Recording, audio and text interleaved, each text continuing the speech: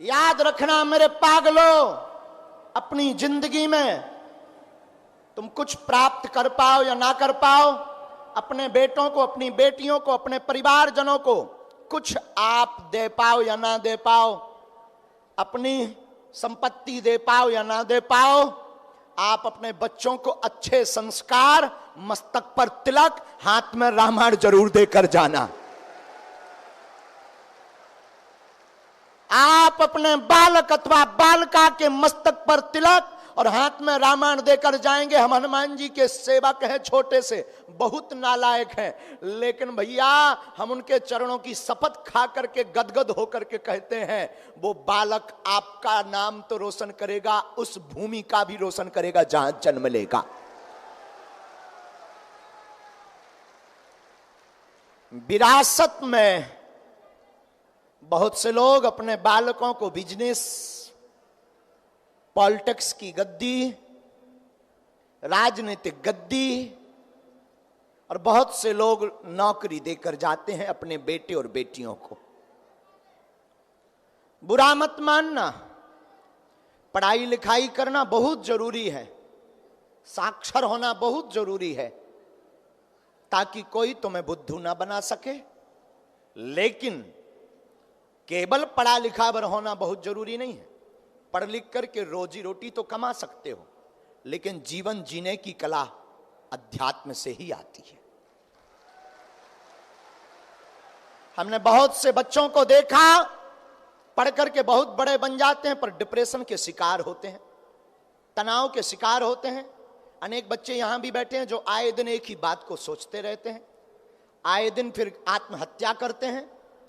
न जाने कितने प्रकार से टॉर्चर होते हैं। इसी मुंबई महाराष्ट्र में ना जाने कितने ऐसे कांड हो गए। बुरा मत मानिए, माफ कीजिएगा, इसमें गलती अभिभावकों की है, ना कि उस बच्चे की। इसमें गलती उन माता पिता की है। खैर, माता पिता कोई भी कसर नहीं छोड़ते, प्रयत्न पूर्ण रूप से करते हैं। कौन ऐसी मां होगी, कौन ऐसा बाप होगा जो अपने बच्चों के लिए कोई कसर छोड़े। लेकिन मैं निवेदन करूं आज के दरबार की यात्रा को प्रारंभ करने के पूर्व कि मेरे साधु, आप अपने उन बच्चों को पढ़ाई भी दीजिए, खेल भी दीजिए, उन बच्चों के लिए आप संपत्ति भी दीजिए, नौकरी भी दीजिए, पर उनको सुंदर और अच्छे संस्कार भी दीजिए।